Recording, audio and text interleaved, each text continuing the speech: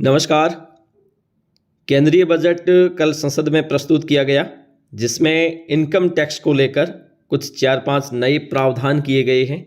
उसके साथ साथ अब क्या एक सरकारी कर्मचारी, क्या एक टैक्स पेयर जिसे 7.5 लाख रुपए तक कोई टैक्स नहीं देना पड़ेगा, क्या ऐसा कोई प्रावधान इनकम टैक्स के पेरा में किया गया है या नहीं किया गया है, इसको लेकर हम बात करेंगे। क्योंकि सीधे तौर पर तो ये कहा गया है कि 7 लाख तक की इनकम पर कोई टैक्स नहीं देना पड़ेगा, लेकिन क्या इसके साथ साथ 50,000 रुपये की और छूट भी दी गई है, जिसके माध्यम से कोई भी टैक्स पेयर 7.5 लाख तक की इनकम पाने वाला टैक्स से बच सकता है। और वो कैसे बचेगा, इसकी संपूर्ण जानकारी हम आपको इस वीडियो के माध्यम से प्रस्तुत करने वाले हैं। तो चलिए शुरू करते हैं।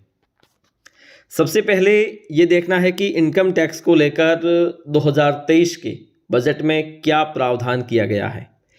पहले ये सीमा 5 लाख रुपए तक थी, स्पेशल रिबेट 87A के अंतर्गत, ठीक है, और जिसे बढ़ाकर अब कर दिया है 7 लाख रुपए, वो भी नई टैक्स प्रणाली के अंतर्गत। पुरानी टैक्स प्रणाली वही रहेगी, अगर आप उसे लेना चाहते हैं तो उसको आप चूज कर सकते हैं, ठीक है।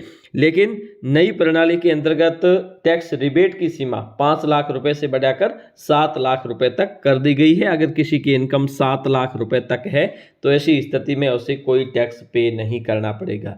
लेकिन इसके साथ साथ एक और प्रावधान इसमें किया गया है।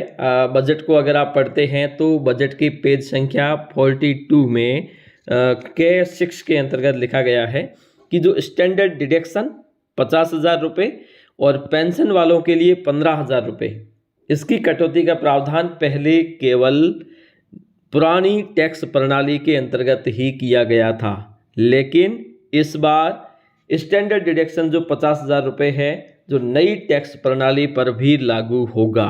कहने का मतलब ये है, अगर कोई कर्मचारी जिनकी सालाना टैक्सेबल इनकम टैक्सेबल नहीं, इनकम पूरी है वो 7.5 लाख रुपए है, तो ऐसी स्थिति में उसे 50,000 रुपये की स्टैंडर्ड डिडक्शन की भी छूट मिलेगी। तो स्टैंडर्ड डिडक्शन की छूट मिलने के बाद में उसकी जो इनकम हो जाएगी 7 लाख रुपये, तो 7 लाख रुपये हो जाएगी तो अब उसे टैक्स नहीं देना पड़ेगा। इसका मतलब ये है कि एक ऐसा कर्मचारी या ऐसा कोई टैक्स पेयर जो एक साल में 7.5 लाख रुपये कमा रहा है, तो भी उसे टैक्स से फ्री रखा जाएगा।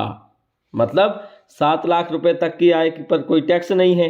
अगर उसकी 7.5 लाख रुपए इनकम है तो उसे 50,000 रुपये की स्टैंडर्ड डिडक्शन की छूट मिल जाएगी। इसके बाद में उसे नई टैक्स प्रणाली के अंतर्गत भी 7 लाख रुपए ही उसकी इनकम रहेगी।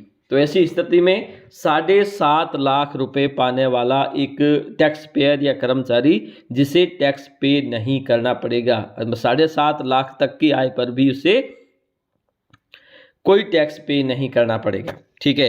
अब समझते हैं अब की टैक्स ऑन इनकम, कितनी इनकम पर कितना टैक्स आपको पे करना पड़ेगा, ठीक है। अब दरअसल हम ये भी देखेंगे कि इसमें 50,000 रुपये की छूट कहाँ मिल रही है। अब जैसे मान के चलिए किसी की इनकम 3 लाख रुपए है, तो उसे तो बिल्कुल टैक्स की ओर देखना ही नहीं है। अगर आपकी इनकम 3 से 6 के बीच में है तो वैसे देखा जाए तो उनकी इनकम पर कोई टैक्स नहीं लगेगा। लेकिन अगर आपकी इनकम 7 लाख से ज़्यादा है तो ऐसी स्थिति में उससे यहाँ पर भी उसे टैक्स काउंट किया जाएगा। मतलब 7 लाख तक है तब तो आपको कोई टैक्स नहीं भरना पड़ेगा, लेकिन अगर आपकी इनकम 7 लाख से ज़्यादा है तब आपका टैक्स है वो 3 लाख रुपए से शुरू हो जाएगा, और पहले इसकी सीमा है वो 2,50,000 रुपये थी, ठीक है। अब 3 लाख से 6 लाख के बीच में अगर किसी की इनकम है तो उसे उसका 5% हिस्सा टैक्स के रूप में देना पड़ेगा, जो 15,000 रुपये होता है, ठीक है।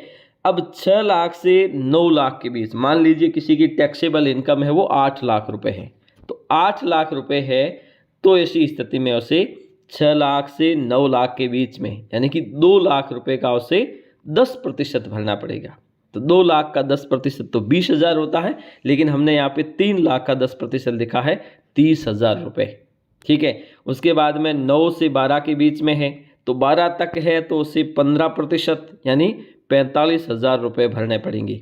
और 12 से 15 के बीच में है तो 20% यानी 3 लाख का 60,000 रुपये, 20% 60,000 रुपये। उसके बाद में 15 लाख से ज़्यादा है तो जितनी भी इनकम है उस पर 30% हिस्सा टैक्स के रूप में पे करना पड़ेगा। तो इस प्रकार से आप समझ सकते हैं कि आपको नई टैक्स प्रणाली में 7.5 लाख रुपए तक की इनकम पर भी कोई टैक्स पे नहीं करना है। लेकिन जैसे ही आप 7.5 लाख से ज़्यादा या 7 लाख से ज़्यादा होते हैं तो उसके बाद में यहाँ से आपको 3 लाख रुपए से टैक्स शुरू हो जाता है। ठीक है, यहाँ पर भी आपको 50,000 रुपये की स्टैंडर्ड डिडक्शन की छूट मिलेगी।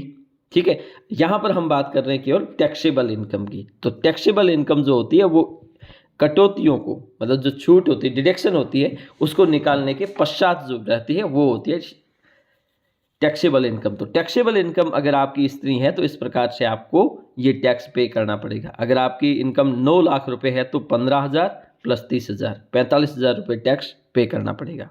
ठीक है, और 9 से ज़्यादा है, अगर 12 लाख है तो आपको 45 प्लस 45 90 लाख रुपए भरने पड़ेंगे। ठीक है, अगर आपकी इनकम है वो 90 लाख नहीं, सॉरी 90,000 रुपये। ठीक है, तो अगर आपकी इनकम है वो 12 से 15 के बीच में है, 15 लाख रुपए है तो आपको 60,000 रुपये यहाँ पर भरने पड़ेंगे, 45,000 ये भरने पड़ेंगे और 30,000 ये भरने पड़ेंगे और 15,000 ये भरने पड़ेंगे। और 15 लाख से ऊपर है तो आपको 30% हिस्सा है वो 15 लाख से ऊपर वाली इनकम का है जो भरना पड़ेगा।